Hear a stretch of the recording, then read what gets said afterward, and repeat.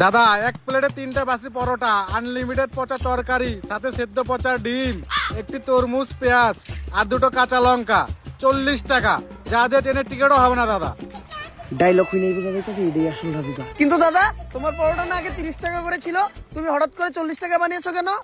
আর দাদা 30 টাকা তোমার পরোটার দাম, আর 10 টাকা এক্সট্রা নিয়ে সস্তা ফুড ব্লগাররা ভিডিও করে তার জন্য। আমরা ভিডিও করবো না, আমার কাছ থেকে 30 টাকা রাখতে হইব। কিন্তু দাদা এখন তো ইন্ডিয়াতে বাংলাদেশি আসা বন্ধ হয়ে গেছে, তোমাদের ব্যবসা কেমন চলে? ব্যবসার কথা আর বলো না দাদা, পুরো ডুবেছি।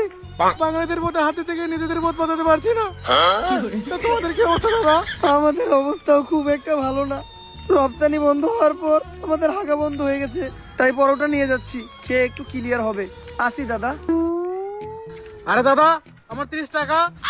বাসা গিয়ে বিকাশে পাঠিয়ে দিচ্ছি দাদা। ঠিক আছে দাদা। আরে বাড়া এটা কি হলো? ইন্ডিয়াতে তো বিকাশই নেই। নাটকের ছেলেরা আমাকে